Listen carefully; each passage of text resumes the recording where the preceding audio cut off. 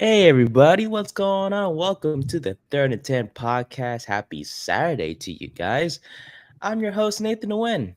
Welcome to Coach's Corner on this amazing Saturday. It is 7:30, no, 7:40 here in the West Coast, which is the earliest I've ever done a show. The record was about 8:30, and now, it's 7:30 because Coach Wilson is a G, and when he wakes up early, I have to wake up early. So, hey, here we are. Coach, how are you?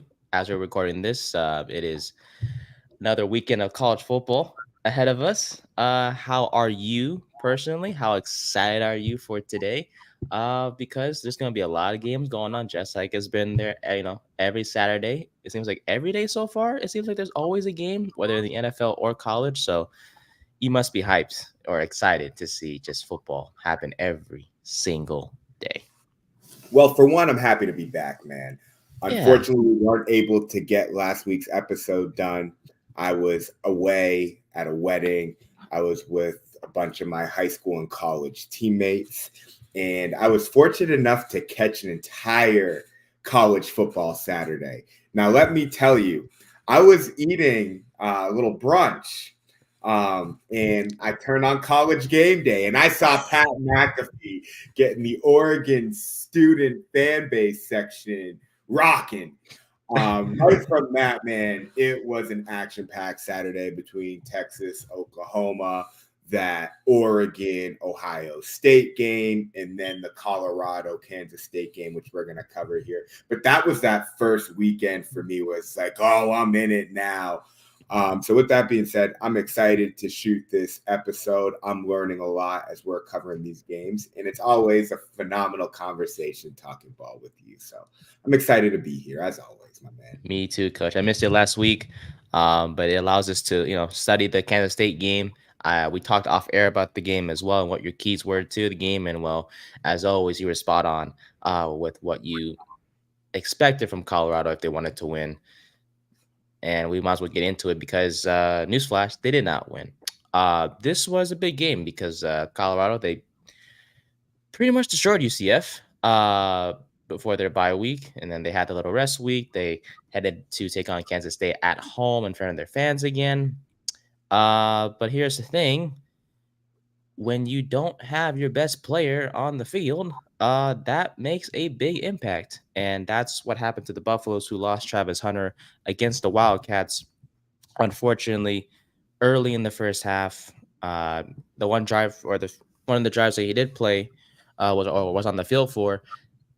They scored. The Buffaloes did, but when he was off the field, it's not like the Buffaloes struggled to score. It's just that they missed his presence on offense, but more especially on defense, Coach. So I just I wanted this team to win because they played so well, but unfortunately they lost to Kansas State 31-28. Shadur was efficient. Other guys stepped up on offense, Coach. But what are your thoughts from this game in general? It was a close game at the end of the day. It was sort of back and forth, but just defensively they couldn't get it done. So your thoughts on this game, Coach? What did you see? What stood out to you? And we'll go from there. Well, everyone wanted to give Coach Prime in Colorado their flowers after beating UCF, only to find out that UCF just isn't that good. So this is going to be a test. Kansas State plays contrary style to what Colorado likes to do, and they were able to dominate time of possession, 35 minutes to Colorado's 25. There was a period of time where Colorado was flat throughout that game. Now, Jimmy Horn Jr. went out with an injury, and Omarion Miller, who had a 100-yard game, who came up big in Travis Hunter's absence, is now out for the season. Horn Jr. and Hunter will be back, but I did just want to note that the receiving core was a little depleted in that game. Omarion Miller did step up, though. But outside of that, Shador was sacked 6 times, and I took notes on those sacks. Each one of them, early in the first quarter, bad sack. Okay, middle of the second quarter, could have been avoided. Eyes downfield struggling. Late in the third quarter, trying to do too much. He's almost coachable to a flaw in the fact that he wants to make the throw when he keeps his eyes downfield, and it puts him in a bad position. And he also had a really bad interception down in the red zone. Shador Sanders is the person struggling right now. And it's hard to read between the lines out the fact that he's incredibly efficient. But the stats, I would say more often than not, are his fault because he is looking to stretch it and thread the needle downfield by any means necessary. And he will go through all costs. But he likes to throw on platform. He's not an improv quarterback. He really wants to set his feet and deliver. And he's pinpoint accurate, but it's starting to hurt them a little bit. And there are times where he's going to have to take what the defense gives, whether it be a check down or takeoff, and run a little bit quicker, because what that does is Colorado's defense played really well in this game. They had 4 sacks, and they also had a huge interception late in the fourth quarter on a critical third down where they were able to send the house with the man blitz, and it put the Kansas State offense exactly where they wanted them. But with that being said, the greatest support of a defense is an offense that can control the ball a little bit. Now, the game was fairly close. Colorado had absolutely no run game, which is abysmal at this point of the game. And they can't keep doing that. So they just put a ton of stress on the defense, who I didn't think played bad at all. And while the numbers indicate that Shepard got to eat a little bit, LeJontay Wester got to eat, we talked about Amarion Miller, the ball distribution was great. It wasn't like Colorado did anything poorly, but at the end of the day, they just weren't efficient enough. And it was just like, there wasn't like a defining point of the game where it's like, oh, that's what lost in the game. Just like Kansas State made more plays than them. This is what it comes down to. This has been long-winded here, but this is really just how I see it. When a team can control the ball against Colorado, keeps the offense off the field, and they can wear them down. Colorado can't run the ball, and that's the position that they never want to find themselves in. We talked about that being the key of the game against Baylor. They avoided that. They couldn't get away from it here. Nebraska ran it down their throat as well. So we're seeing a reoccurring theme when Colorado does struggle. And DJ Giddens, this is the one thing that I had in my notes. Phenomenal back, great balance, tough to bring down, very, what's the word I'm looking for? Shaky in open field, right? But what he did to Shiloh Sanders in this game was reminiscent of a 300-plus yard game that Tavon Austin had for the West Virginia Mountaineers against Oklahoma about a decade ago. And Tony Jefferson, who went on to be a very productive player for the Ravens and the Cardinals, safety, was supposed to be a first-round pick. And Tavon Austin made him look so bad in open field about a half dozen times that Tony Jefferson didn't get drafted, because you can put on that film and just be like, this guy can't make open field tackles and he's slow. That is what DJ Giddens just did to Shiloh Sanders. Got him right in the hole. He had Shiloh Sanders taking bad angles. I mean, he really got the best of him. And to make matters worse, on the game-winning touchdown, Shiloh Sanders, who was the safety, who was playing, obviously, past responsibilities at about 10 to 11 yards of depth, he came and shot up on the RPO, and it put the corner in a one-on-one. And that's how he was able to make the play. If he had safety help, I think that's going to be a totally different play. But because Kansas State was able to get the run game going and DJ Giddens was in Shiloh Sanders' head, that led to a one-on-one on the outside, and that's the ball game, folks. Shiloh Sanders played terrible. So even though Colorado was in that game, at the end of it, it really just came down to one possession, and one could argue that that was a pass interference at the end of it. They didn't make enough plays. Shiloh Sanders was not stout on the back end, and Shador Sanders really beat himself in this one, and I'm a big fan of him. And so as they get down the stretch here in some big games, this isn't the end of the world, but this is a game that I believe they absolutely should have won, and they were just beat by a better team on that day. Mm-hmm. Yeah, I want to point out a few things that you mentioned, Coach. The first thing is the rushing attack for Colorado. We talked about this all year long. It hasn't changed whatsoever. Maybe there's like one game in which Colorado did good from a rushing perspective, but for most of this season, this rushing attack has been non-existent. They've tried 2-3 backs so far this year. Still nothing. I mean, even though the final stat rushing around was negative 29 yards, that's mostly because of the sacks. But Dalen Hayden, what, 7 carries, 11 yards. Augustave, 3 carries, 10 yards, had that touchdown thanks to that Travis Hunter block in the first half.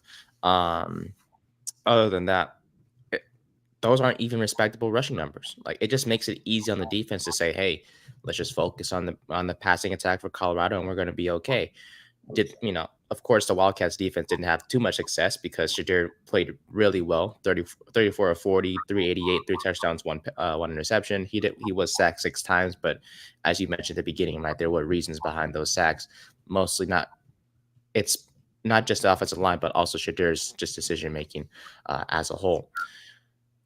Defensively, though, you mentioned Shiloh Sanders, and I don't want to act like this is the first time that we've seen a bad performance from him. Giddens did make him look silly, but let's not act like this is the first time Shiloh has not played well per se, because there's been other performances so far this season. I can't name it for you because I don't have it off the top of my head, but we've seen plays from Shiloh where it's like this is why he may not be like a mid-round pick. At best, he'll be like a late-round guy because he's not, let's face it, not that great. I know but obviously Shadur and Shiloh play different positions, but Shadur, at least we've seen, hey, this guy's a first-round talent compared to Shiloh, where it's like late round is like the best he'll be drafted at per se for me. And what kind of ticked me off about Colorado's defense is you mentioned they didn't play that bad, but there were so many. They're not a bad defense. Yeah, but there were just so many chances where they could have just shut down Kansas State because their rushing attack basically led the way. Avery Johnson, that freshman quarterback for the Kansas State, he was not that good. Can't throw the ball downfield. Cannot throw the ball down. That one lucky touchdown pass that won the game, that was like his only throw of the night. That was really good. Other than that they had, though, number one, Johnson, they were scheming up some good plays. He was good after the catch. They were getting it done. They were getting it done in spots that they needed to. And I will say that the strong run game will create a heavier box, which allows them to get numbers on the perimeter. And I believe that they use that to their advantage. They schemed up a good game. Kansas State is a well-coached team. And that's the one thing that people can't get twisted just because Colorado is so publicized, is that the Big 12, I said it before and I'll say it again, is going to be a dogfight. And anyone can beat anybody. You have a couple of teams that are more ground and pound, like like an Iowa State, who's probably the best team in that entire division. Baylor, Kansas State, they play that style. Kansas they're more of spread you out to run it, but they're another run first team. And so you're going to have these opposing styles. You have obviously more of your air raid teams as well. But Colorado doesn't want to find themselves in these predicaments where teams can just control clock and run it down their throat. And especially if you're getting pressure on Shador, now you know that they're going to abandon the run game. They become one-dimensional, and you never want to find yourself in a spot where everyone in the building knows what you're going to do based on down and distance. So, I mean, I just look at it and I can't believe it. Like literally the Buffaloes had a chance to win it. Like they had so many opportunities to just seal it and just call it a game against a team that was ranked. And if Colorado got this win, would have been a big win. Would have been a big win. Yeah. And who's to say I mean, maybe I'm kind of reaching when I say they would have been ranked. Maybe I think they would have. That's fair. Fair. Yeah. Because Kansas State was 18th in the nation, correct, Coach? No doubt. No doubt. That would have been an impressive win, especially coming off what they did in the previous weeks. That would have earned them a spot, which would have exactly.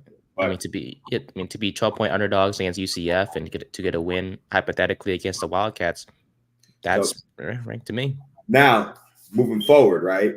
That's like, okay, we got them today. Colorado, we're back on. We're playing the Arizona Wildcats, who are an intriguing team. They had a little bit of hype prior to the season. Noah Fafita is slinging the ball downfield, but the dude is hucking picks, man. He's thrown 9 interceptions. He is averaging 272 yards per game. However, before I talk a little bit more about the Arizona football team, let's talk about Teteroa McMillan. T-Mac 2.0. Going through Arizona, I heard about this guy before the season. Was able to watch him play this year against New Mexico State, where he had a 4-touchdown performance. And I want to say he's almost like the second coming of Calvin Johnson, but maybe even better after the catch. He's a Hawaiian native, which is really cool to see. For a while, it was really just linebackers and D linemen that were really taken off with that Polynesian Samoan heritage. You're now starting to see a surplus of quarterbacks and receivers. So you love to see the island producing football players. But Noah Fafita and him were high school teammates, and he's been incredibly productive this season. 42 catches, 742, 4 touchdowns, averaging 17.7 yards per catch. He has a huge radius. As I said, he's 6'5". He moves like he's 5'11". He lines up in the slot. He's a great route runner, understands the holes of the defense. I've seen him restack receivers on the perimeter, have unique stems, really good body position, working off of guys. He's a guy that could even be a big Y. He could be a slot. He could be outside, play any position. Amazing with the ball in his hands, really puts his foot in the ground and cuts upfield like a running back. I think that he could even be a punt returner just with how impressive he is in the open field. And I say all that to say there's some hype with some younger receivers coming out this year, but I think that this guy's pound for pound the best receiver in college football. That is taking into account Travis Hunter and his body of work as well. And undoubtedly, I think that he is going to be a top 10 pick in this upcoming NFL draft. Now, back to Arizona, though, they're 3-3. They are struggling because Fafita's thrown 9 interceptions, but they do have a solid running back, Quali Conley, averaging 5.6 yards a carry. They're getting 140 on the ground per game, and they're a solid football team. They're creating some turnovers, +1 turnover ratio right now. So they're solid. They're not bad. They've had some tough games, but they're a team that could probably beat anybody. But the fact of the matter is that in this game now, the way I see it, Colorado can chew up their secondary. I also think that Colorado can get after Fafita.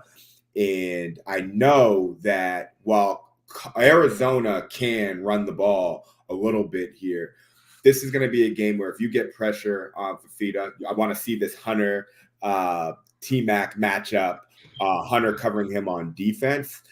I just think that Colorado has a better, well-rounded team. And so if they can get up early, get Arizona to just abandon the run game. I don't think Arizona, they run the ball well, but I think that's a byproduct because they play with 3-4 receivers on the field. And so they're just getting light boxes, and Fafita's also a run threat. Outside of T-Mac stretching the ball downfield, they're not really great at anything. They don't have another guy that can make a play. On the defense side of the ball, they're not great at particularly rushing the passer. They only have 9 sacks on the season. So all things considered, I just see Colorado as just the better team in this one, right? Just right off the bat. Arizona is just going to have to run the ball. That is their best chance to win, is run the ball and play ball control. But I don't think that's their identity. And when push comes to shove, it's the turnover battle. Colorado's +4 on the season. They've gotten a lot of turnovers as of late, and they're playing a quarterback who is going to have to do a lot. And so I just think once the game gets up 13-6 or so, Fafita's just going to make a mistake. The guy's not that good. So the way my system ran it going into this game, I got Colorado 34-28. Colorado's passing game simply being too much to handle for the Wildcats. Okay. Spread was -3 in favor of the Wildcats the last time I checked. Really? Yeah. I don't know.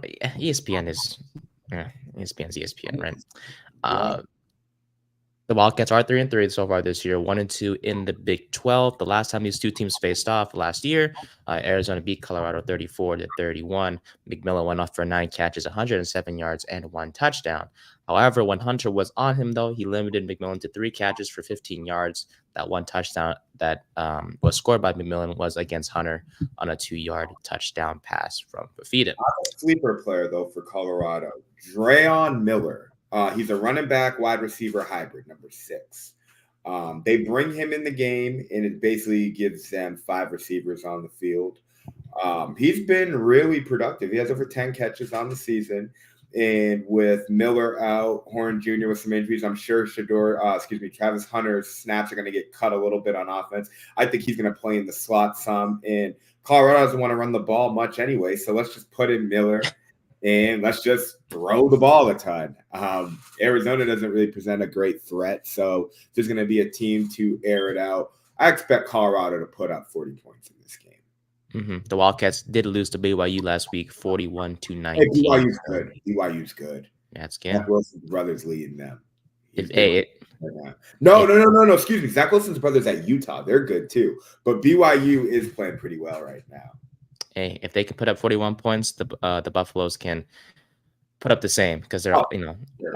when they're on all cylinders, the Buffaloes offense can get the job done. So now that we covered Arizona, Coach, I know last week, right, they had the week before Kansas State, the Buffaloes did have their bye week. And I think the big question is, even after this game, it's good to look into the future for the Buffaloes, because you win today. You're 5-2. 5-2 away from being bowl eligible, which is big because last year, right, they started 3-0, finished 4-6, 4-7, or whatever the case may be, and that was a disappointment. But now they're 1 win away from bowl eligibility. So what are your thoughts, Coach, moving forward? Because after this Arizona game, you still have a few games left that are big for them if they want to, possibly make the playoff, because it's still within reach. Even with 2 losses, that's still within reach. So what are your thoughts moving forward, Coach, for this Buffaloes team? You go ahead and pull up my Colorado visual for me. There we go. All right. Travis Hunter's going to have to get rolling again.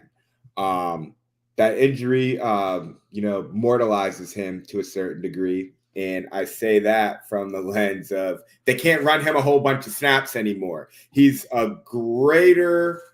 has greater value on the defensive side of the ball. They got to feed Horn. Wester and Shepard are rolling. Sprinkle Hunter in there. They'll feel his presence more, but let him lock up the opposing team's best player. This could be a statement game for him, but Travis Hunter just keep doing much of what he's doing. He is almost at 1,000 yards and 10 touchdowns, which is very successful. 2 picks on the year, but cut down to snaps. I want to see him guarding T-Mac. They have 6+ players with 10 catches or more. They obviously lost Miller for the season, but let's get Shepard going. I think that Shepard is a big target who is dynamic. Wester has really been the second best guy to Hunter. And we know what Horn Jr. is capable of, but he hasn't really broken out since that North Dakota game. But that is really their identity, is these receivers, the speed kills. Shedeur has played really well, but he has to do a better job getting rid of the ball quicker. I think that they should try to scheme more quick screens. You see the Commanders doing that with Jaden Daniels. Do that to supplement a bad offensive line, but they're doing pretty well. The defense has come up big down the stretch. They have a +4 turnover ratio. They are scoring 30.5 points per game, which is really good. And they have one of the best passing offenses in the country. Their rushing offense is terrible.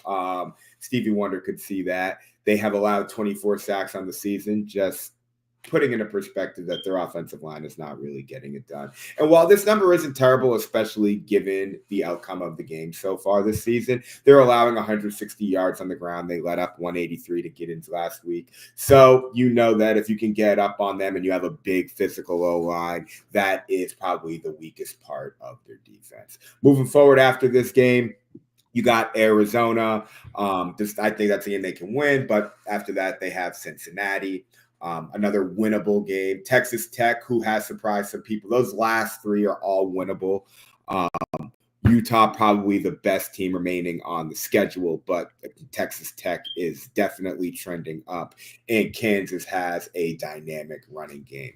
All things considered, man, I think that they can easily get 2 more wins today in Cincinnati. I say of the final 5, I say they end up getting 3 of them, which would put them at 7-5? Yeah, it's about right.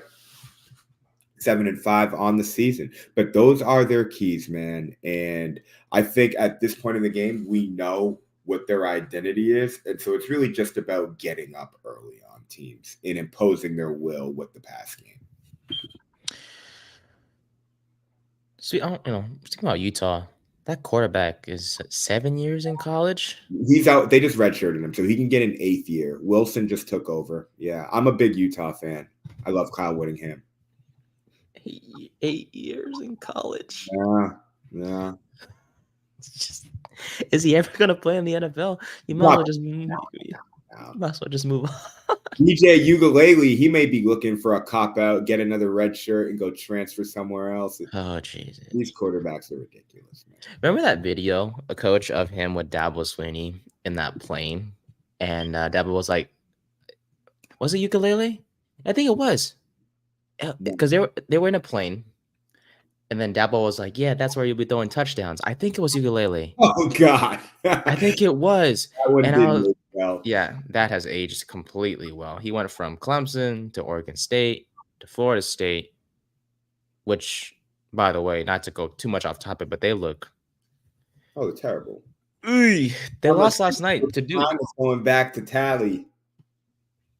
Real imagine. Well, I mean, hey, it's not unrealistic. No, it's not. It's not unrealistic. Not unrealistic. But you think he could fix him? Is he gonna find another Travis Hunter? I mean, I don't know. Can he have another son? I mean, is there another kid we don't know about? Hunter Travis, that's his name. Yeah, but no, man. Yeah, so that's why I see Colorado moving forward. They're not in a bad spot. Again, if they can win 7 or 8 games, playing a bowl game, they have to win that bowl game, I would say. And Travis Hunter and Shador both go in the top 10. Some of those receivers get selected as well. They have 6 or 7 guys that get drafted. Absolute success for Coach Prime. Now he can retire, go take the Florida State job. He can do whatever. He's a winner. But that has to happen. So the job's not done. Job is not done whatsoever. All right, Coach. That wraps things up for the Buffaloes. So I want to shift over from the college game to the NFL to cover a team that I still dislike, not hate. I just dislike them because they're in the same division. But they kind of got what they deserved on Sunday. Well, I liked it personally. That's the Dallas Cowboys. Look, they played the Detroit Lions. Did I expect them to be, competitive? Yeah. But yeah, when your expensive quarterback only manages to put up. Matter of fact, he didn't even score a touchdown. The expensive quarterback, like it's Dak's fault, or like they didn't have to pay him. Don't do that. Don't do that. 9 points, though. What is Dak Prescott supposed to do here? What do you want him to do? Hey, put up points. No? All right. Well, regardless, the Cowboys did get crushed by the Detroit Lions this past Sunday. 47 points I think Lions put up. 47. Jesus Louises. Defensively for the Cowboys, I did, expect them to be not too great because the 2 weeks before they played the Lions, they faced the Giants and the Steelers, which are 2 suspect offenses. So that's without Micah Parsons and DeMarcus Lawrence, we really didn't know how this defense would play because they played 2 bad offenses, and then they played the Lions, who have a pretty great, good offense with Goff and Amon-Ra and Montgomery and Gibbs in the backfield, right? And Laporte at tight end. But Goff was great. I mean, 18 to 25, 315, 3 touchdowns. The running game for Detroit was great as well. The passing attack was pretty spread out. It wasn't just Amon-Ra. It was guys like Jameson Williams and Khalif Raymond. Tim Patrick was part of the action as well. But once again, the Cowboys, I know you mentioned Prescott, and all jokes aside,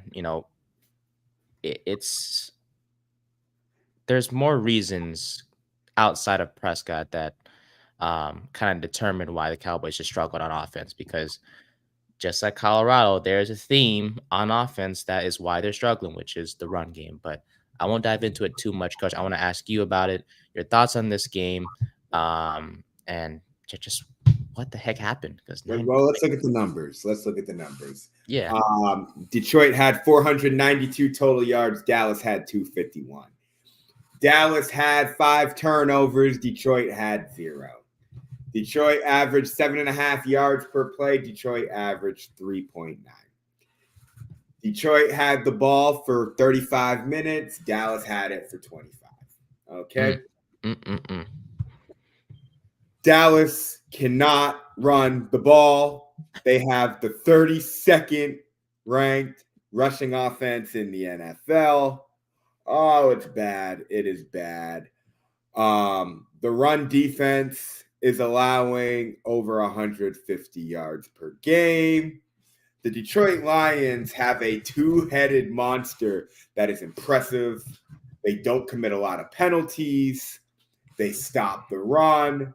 Jared Goff does not beat himself clearly with no turnovers, and they have some explosive playmakers with Brown and Williams. Okay.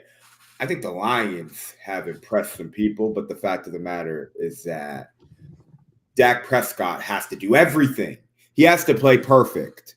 Okay, and so as soon as they get down in that run game, which with Dowdle averaging 3.9 yards a carry, he's actually been moderately successful in the pass game. They're just chucking downfield, and it's really just turning into shootouts. And Dak Prescott has played pretty well given the circumstances, but he's inevitably going to throw interceptions, and he has. Ferguson has gotten going. He's the number 2, but they need more from Tolbert and Turbin. Turbin has been pretty good in the return game. Actually, one of the few bright spots for the Cowboys after the sheer fact that CeeDee Lamb is about 60% of their offensive production. But when they can't stop a nosebleed up front defensively, and their offense is just not able to score the sheer amount of points, it's just like, where are they going to go? I saw tons of bad tackling. In this game, there was no pass rush because of the loss of Parsons and DeMarcus Lawrence. And they are terrible on third down as well. They're in the bottom half of the NFL. They are able to get Parsons and Lawrence down the stretch. Ferguson can continue to improve. They do play in an easy division. The next game is not going to be tough. However, they are on a bye week, so it's going to allow their team to heal up.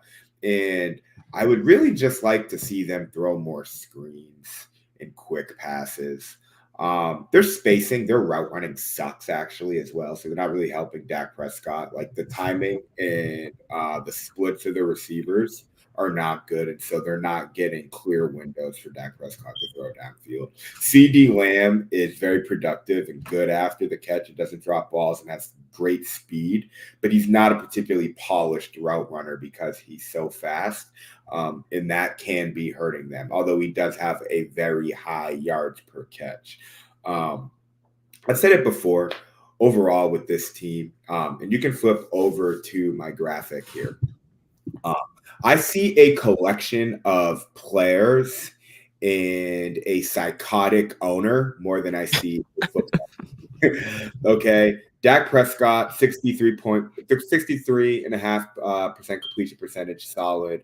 1,600 yards passing in, 5-6 games, playing pretty well. The defense, in spite of the fact that their 2 best players have been in and out of the lineup, have 14 sacks and they can't get after the passer. However, everyone just wants to run the ball on them. Trayvon Diggs has struggled. I saw Jameson Williams really just take his lunch money a couple of different times, even times where he wasn't targeted. Trayvon Diggs, him being a gambling man, is starting to catch up with him a little bit. Team's getting targeted quite a bit, and coming off of that ACL, he may have lost his top end speed, or I don't know, something's just off, or maybe the fact that the Cowboys just suck. Their best corner, although Jordan Lewis is a good player as well. So all things considered, Jerry Jones threatened to fire one of the local radio hosts that he meets with every single week. I say, hey, I could do this with someone else. He's like, I will. They're like, just trying to scare the guy. Yeah. A little too much. But the run defense is terrible. They are just not able to sustain drives. They are bad in the red zone.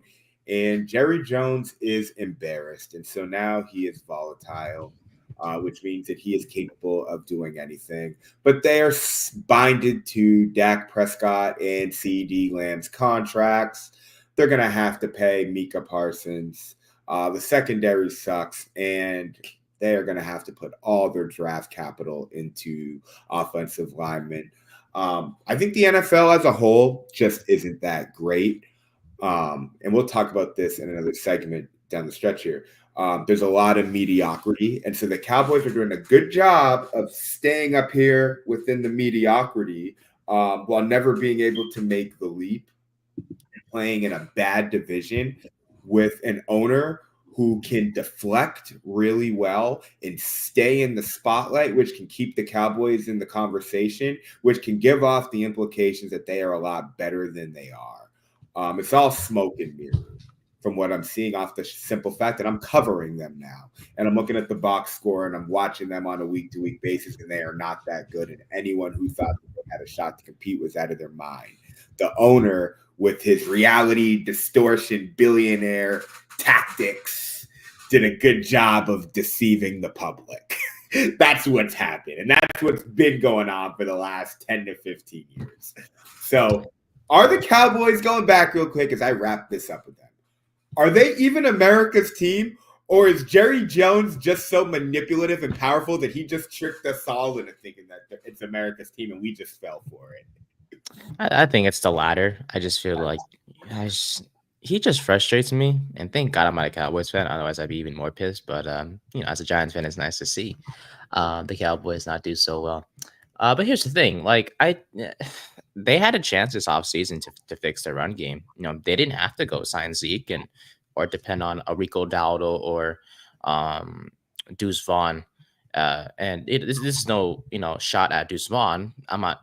He is 5'6", not the type of back you want back there as your RB1. Hypothetically, if they didn't sign Zeke, Vaughn would have been part of the rotation. But they could have signed Derrick Henry. There was nothing stopping them. If they had him, we wouldn't be here right now. Look at him on Baltimore. I mean, Henry's playing really well. You put him on the Cowboys. Who's to say that Henry might wouldn't be having that same production on this team like he is with Baltimore right now? But Jerry Jones wants to act like a smart ass, excuse my language, and say, oh, let's just bring back Zeke and sign Dalvin Cook. That would get the job done. So far this season, I don't see Dalvin Cook. Where is he? I don't know. Zeke looks like, washed. He frustrates me, Jones. I'm sure for a lot of Cowboys fans and also NFL fans as a whole, because like you mentioned, this is a hypothetical, quote unquote, America's team. They're not playing like it. America's team shouldn't be 3-3 or whatever their record is right now. They're on their bye week, yes. So thank God they're not going to be on our TV screens this Sunday. Otherwise, it will just frustrate us even more when we talk about them next week. But I know, all jokes aside, what is Dak supposed to do? This Cowboys team is literally just one-dimensional, where they have to depend on him to win games.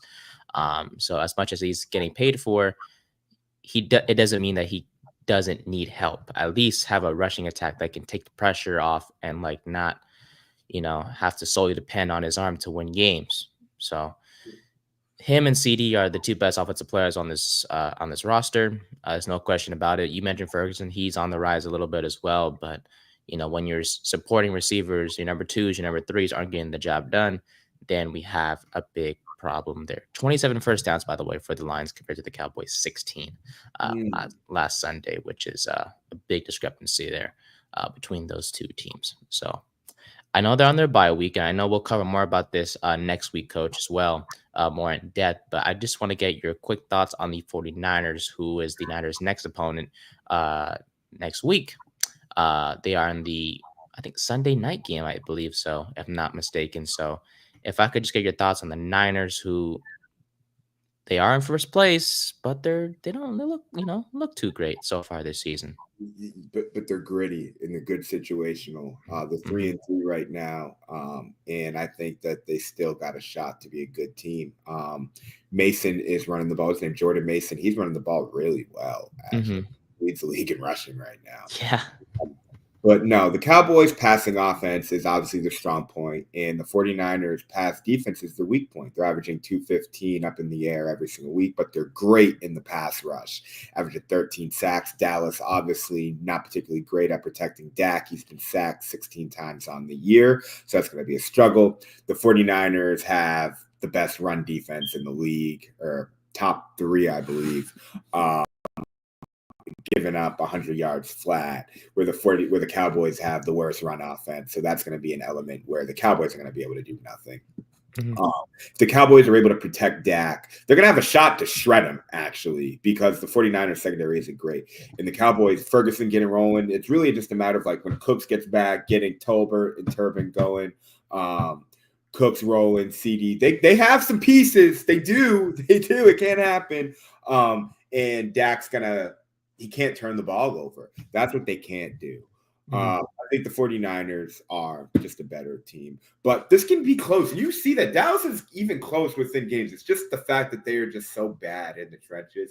And the 49ers want their games to be close. They want to run it down your throat. They want to get after you. Front seven is a bunch of monsters.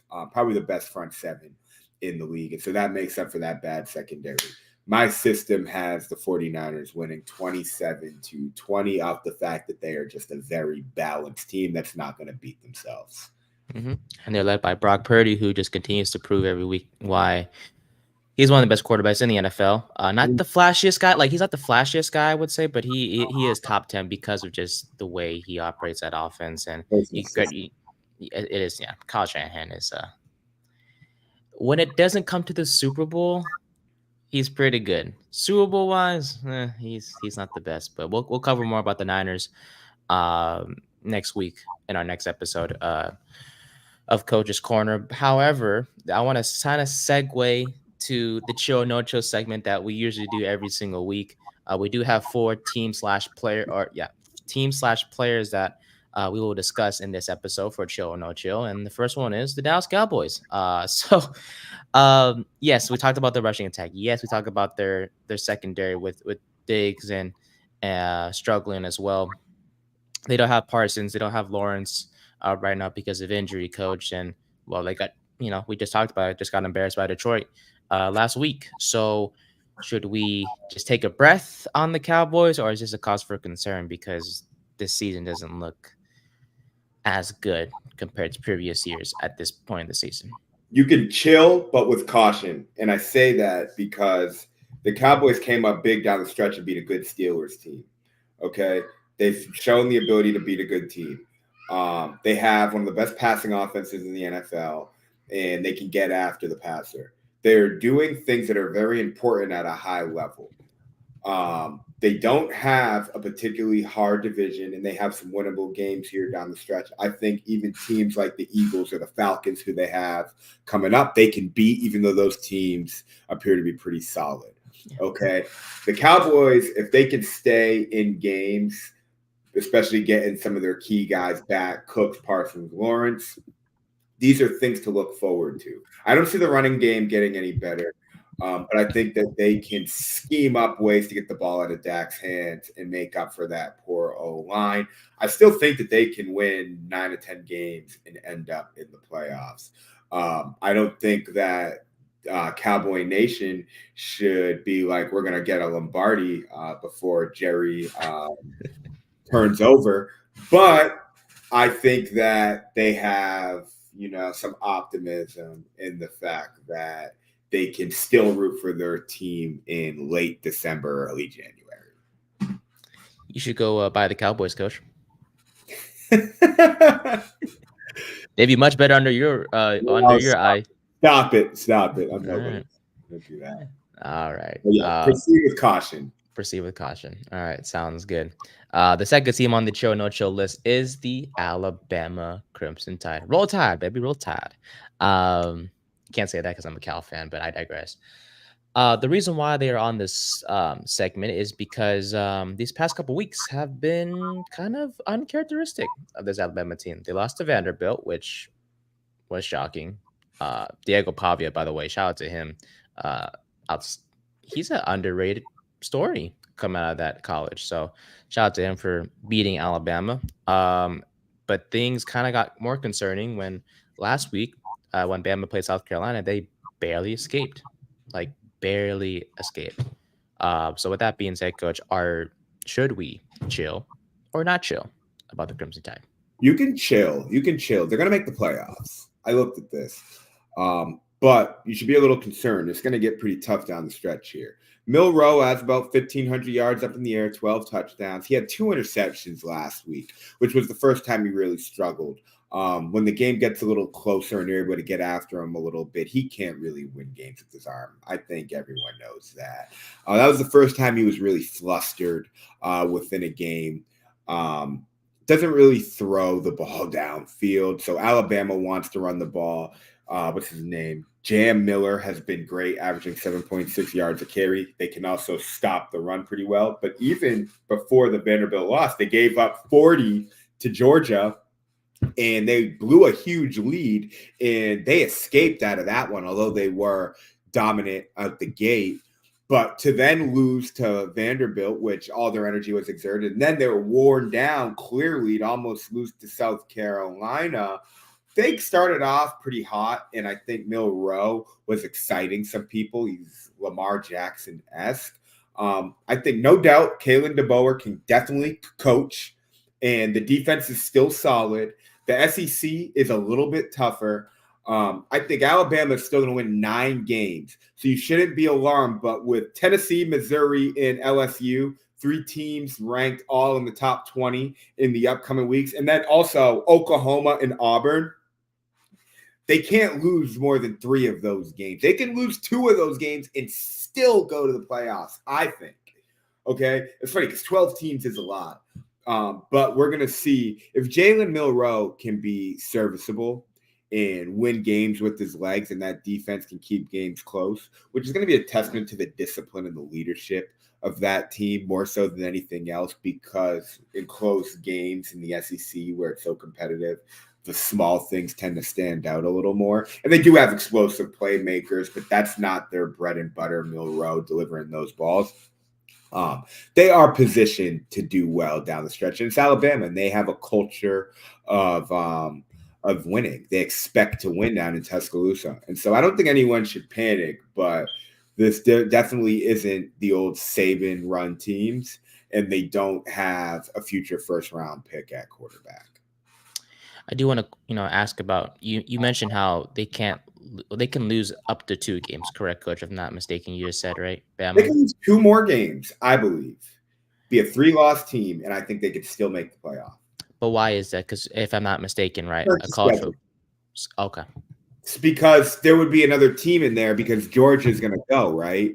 And so if Alabama were to lose to LSU and Tennessee, those teams could also end up going as well if they all beat each other.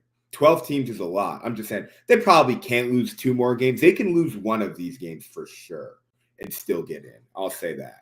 They could be a 2-loss team and still get in. Yeah, excuse me. They can't lose 3 because that would imply that one of these teams that beat them got in as well. You see what I mean? So yeah. It's going to get complicated down the stretch because I think they're going to beat each other. And I don't think Oklahoma's a bad team either. I think Oklahoma can surprise some people. But I do think Ole Miss, who has 2 losses already, can still get in. I think LSU could still get in. Texas is obviously getting in. Georgia's obviously getting in. So, again, that's like 3 teams out of the conference already. Yeah, even with college football, it's like you lose 1 game, you're like on the edge when it comes to making the playoffs. You lose 2, that's when you're really holding your breath. When you lose 3 games, that's just when it's like, okay, it's just so hard to make the playoff, especially even though with the expansion from 8 to 12 teams, you have 3 losses on the resume. They never even got to 8. They went from 4 to 12. 4 to 12. Sorry, I'm thinking. Yeah, it's just the jump from 4 to 12. Like you would think you go from 4 to 8 and then 8 to 12, but not. I think at one point in the future is going to be 16 teams, so can't really see how that looks there. But yes, Alabama plays today against the Volunteers, so we'll see what happens with that one. Do you know how to say that freshman quarterback's name, Coach, at Tennessee? Do you know how to say it? Nico. No, I can't say it. I'm not a big. I like him. Not crazy over him, but I like him. He's a young one, coach. He's a young one. All right. Back to the NFL for the Joe No Show segment here. Let's go to Anthony Richardson, who is coming back this Sunday after missing 2 games. By the way, Joe Flacco played pretty well the past couple games here, but he will give back the starting spot to Richardson, who, yeah, he didn't play so well so far this year. He hasn't been the QB1 that the Colts expected him or drafted him to be so far. He hasn't been bad, but he hasn't been good either. So with that being said, he is coming back from an injury, coach. Should we chill on him or should we not? No chill. No Oh, chill. okay. No chill. It is time to panic in Indianapolis. We drafted a guy that had minimal experience, that had a 53% completion percentage in Mhm. college. Okay. Yeesh. This is just fool's gold written all over it. You bring him to the league, year one, injured, just running all over the place, out for the season. And in year one, under 55% completion percentage. The guy has, in 2 years, he's already been hurt again. In 2 years, 55% completion percentage, 8 games, might I add. 1,200 yards passing, 6 touchdowns, 7 interceptions. The only bright spot in his game is that he has 277 rushing yards for 5 touchdowns. The Colts are still 3-3 in spite of Richardson's poor play. And Joe Flacco, the old man, the elder statesman with the Super Bowl ring, who saved the Browns franchise last year and they still moved off of him, has now come to save the Indianapolis Colts, who's thrown 7 touchdowns to just 1 interception. Okay? He's playing out of his mind, but all of the chips are in on Richardson. And so Jim Irsay, who's got a little bit of a drug problem, is going to obviously go with Richardson because he looks like an idiot. When the Colts are under 500 at the end of the year, or Richardson just gets hurt, he's out for the season. And man, I'm coming down hard on the Colts here because they should just go with Flacco, and everyone and their mother knows it. But they just bought into a kid because of his athletic ability, and I know he didn't interview well because I've heard him talk. So I just don't know what led anyone to believe that a kid like this was going to be a successful NFL quarterback. At least with Drake May, he has a competitive fire. Mitch Trubisky, Blaine Gabbert. I just talk about guys that are just clear whiffs. Paxton Lynch. I saw nothing there to begin with. Bryce Young. Again, I'm not discriminating. There's nothing here. I'm just talking about guys that suck, and it was obvious that they suck, and NFL scouts fell for it. But Anthony Richardson is just a project. And so even if you're going to draft him early, then the guy's got to sit. You can't throw him into the fire. What are you doing? Oh, bad. Just bad move. This is just a bad look for that franchise. I don't know what the Colts are doing. I would like to just see, because Joe Flacco is the last of a dying breed. A pocket passer, fairly stoic in nature, has just been big down the stretch, stands in the pocket, just confident guy, not going to hear a whole lot. You can just get it done with him. And I don't think that there are a lot of quarterbacks that are like that anymore. You can just plug in that don't really present a run threat, that can just pick apart defenses. He just knows how to manage games. He's not going to beat you, but he has a big arm. So he's not like one of those like marginal quarterbacks that can be limited. Joe Flacco could throw the ball outside really well. He led his effective play last year led to a resurgence in Amari Cooper's game. Statistically. So that just goes to show Amari Cooper's an outside receiver that with a skill set like Joe Flacco's, although he may be a little older and he is a game manager, that you can take the top off because he has a big arm. And so it puts in perspective that there are guys that are game managers, but then there's another level. There's levels to this shit. And Joe Flacco is just the guy who I would love to be my quarterback. I think you could throw him in like a New England. I think he'd be great in Pittsburgh. I think, man, he'd just be good in a lot of places right now. Oh, Miami, where teams have like solid rosters where he can just get him over the hump immediately. You throw him in Carolina. Yeah, you think I'm Joe Flacco's biggest supporter after this one. So it's not necessarily an indictment on Anthony Richardson. It's more so a matter of the fact that they got Joe Flacco, which I'm sure they signed him for a reason. And it's like, if that team wants to be competitive, let's just put the red shirt on Richardson. He's gotten enough snaps. Let's just sit back, let him hold the clipboard, and let's think about him maybe at the end of next year. Let's just hand these over to Flacco. But they won't do that. But yeah, so with that being said, no chill for the Indianapolis Colts and Anthony Richardson. Yeah, and there's nothing wrong with redshirting him this year if he continues to struggle. Like let him sit back and watch Joe Flacco, because Flacco he's played really well. He had 5 touchdowns the other day. I forgot against who, but he had 5 touchdowns. Or it was close to that number, I believe. He played well. Flacco has played well with Richardson out of the lineup because of an injury, and the Colts have responded well with Flacco's play.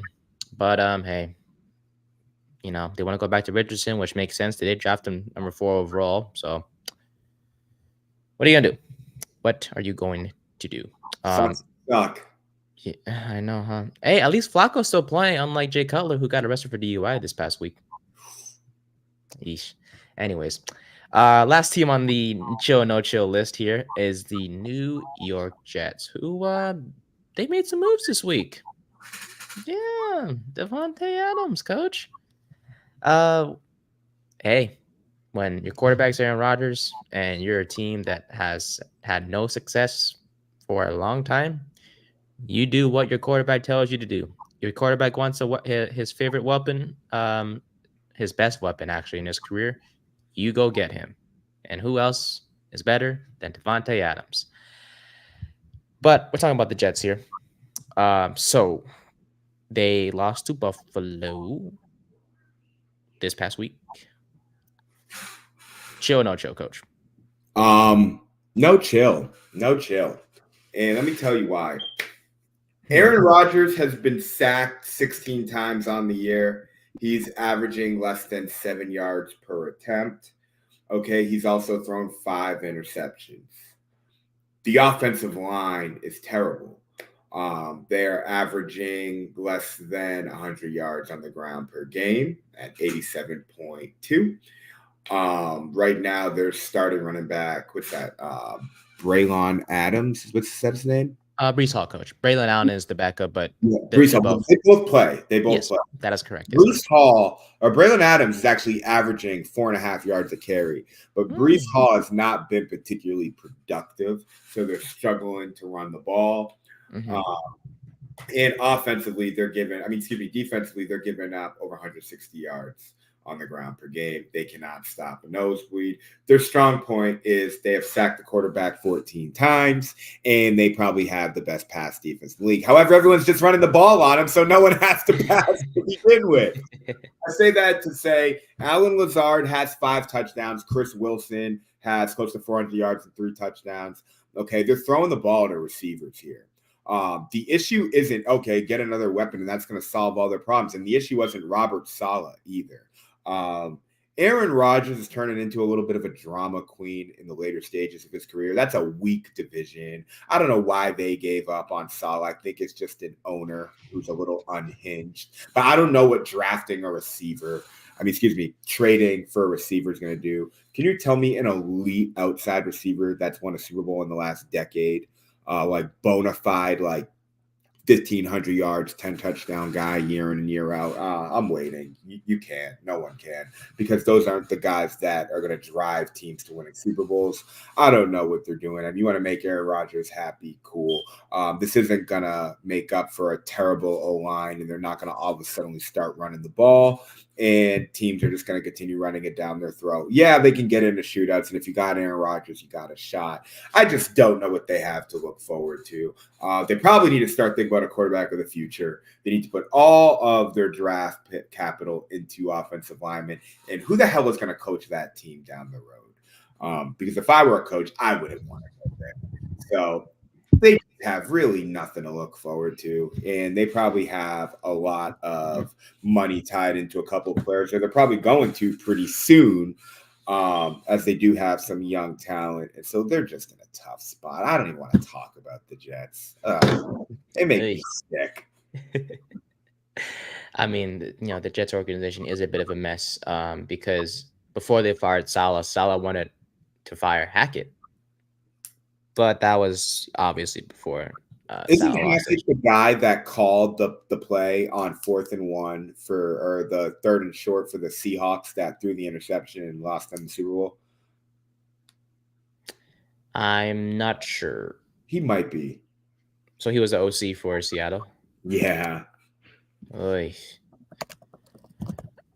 I mean, the only reason why he's even there is because Rogers. That was Rogers' OC back in Green Bay. No, he wasn't. I got it mixed up. That was. Nah, nah, you're good. I mean, regardless, Hackett isn't the best. I mean, he sucked as a head coach. He's been very mid as the offensive coordinator with the Jets. He's been a That's what. head coach. Yeah, with Denver. Oh God. Yeah, it was that one season where it was week 1 against Seattle, and Denver like chewed the clock on 4th down all the way because yeah, it was like a 50 seconds left on 4th down, Yeah. and then they He's just chewed the clock. horrible OT. He's a worse head coach. He's like a very mid OC at best, but we've seen. I mean, he literally got his play calling duty stripped Yeah. from him. So Yeah. yeah, He's gonna be coaching the SMU Mustangs pretty soon. might as well go back to college at this point. But yeah, the Jets are a bit of a mess. But hey, they are still going to be in the headlines because, like I said, they have Devontae now. You pair him with Garrett Wilson and Allen, so that's a 3-headed monster back there, wide receiver. If the O-line could block and if Brees Hall can sort of get things going, this Jets team can turn it around. And it all starts this Sunday as we do our game of the week, and that's between the New York Jets and the Pittsburgh Steelers. The Jets are 2-4. Steelers are 4-2. The Steelers are making a quarterback change. God knows why. But as of 10 minutes ago, it was officially said that the Steelers will be starting Russell Wilson. Justin Fields will also play, that makes things worse. So yeah, because let me get this straight, right, Coach? Justin Fields, right? He's played decently well. Like to be 4-2, like that's not bad. Like I would kill to be 4-2. Yeah. But the Steelers are saying, hey, just because we 4-2 doesn't mean your job is safe. We're gonna give it back to a guy who is famous for Let's Ride in Denver and a Subway sandwich. That's pretty much it. Why are we doing this? Why is Pittsburgh doing this? I'll tell you why from the notes that I've gathered. Justin Fields has been sacked 16 times. The Steelers organization believes that majority of those have been his fault. Hanging on to the ball too long, poor decision making, just bad placement, bad awareness. Russell Wilson does a very good job of evading pressure and just better decision maker. That's what this comes down to. While Justin Fields presents more of a run threat and has more athletic ability, Russell Wilson is just more suited to take that roster now and just lead them, all things considered. Justin Fields also can't really throw the ball downfield outside the numbers consistently. Russell Wilson will probably be able to get Pickens and Freiermuth going a lot better as well. Najee Harris is averaging 3.9 yards on the ground. So if Russell Wilson's just a little more stable, they could probably slow the game down. He's just going to be able to chess match at the line a little bit better than Fields. And that will allow them to get into the right play call and run the ball a little more. The fact of the matter is that the defense is averaging 14 points per game. They've gotten 6 sacks. Dante Jackson is dominating with 3 picks right now. They are playing really well, dude. Their defense is really good. So it really doesn't matter who's in at quarterback. Fields isn't going to beat himself, and he's a run threat, so that helps a team that plays that style. But Russell Wilson could probably throw the ball downfield. All things considered, while the Steelers don't have a great running offense either, they are a better team pound for pound, and they are going to be able to get after the Jets, and the Jets are not going to be able to run the ball.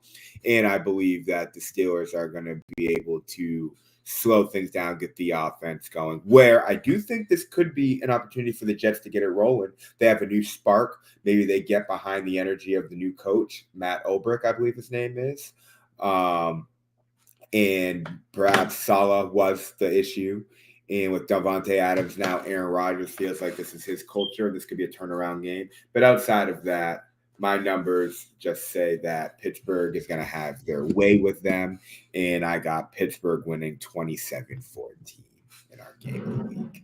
Okay, second time in 3 weeks, the Steelers are on national television on Sunday night, to be exact. So exciting times there for Pittsburgh, and we'll see what happens. Like I mentioned, Russell Wilson is slated to start. Justin Fields will also play. We'll see how the snap count between the two is distributed after Sunday night's game. As for the Jets, I do have them winning. I think Devontae Adams definitely helps. Their offense a little bit as well. I mean, you pair Adams with a quarterback in Rodgers, and those two had great chemistry back in Green Bay. I think that does make a difference. I do want to see how Garrett Wilson's performance is impacted for the past couple of weeks. I think Wilson has been targeted 33 times, including like 22 times in one game a couple of weeks ago. We'll see how Wilson's performance is impacted with the trade for Devontae. I'm sure it'll go down a little bit, but we'll see how the target share is distributed between Adams, Lazard, and Wilson as well. So yeah, we'll see from there. Before we wrap things up, as we always do, is Coach's post-game speech presented by SeatGeek and Hyperspeed Technologies.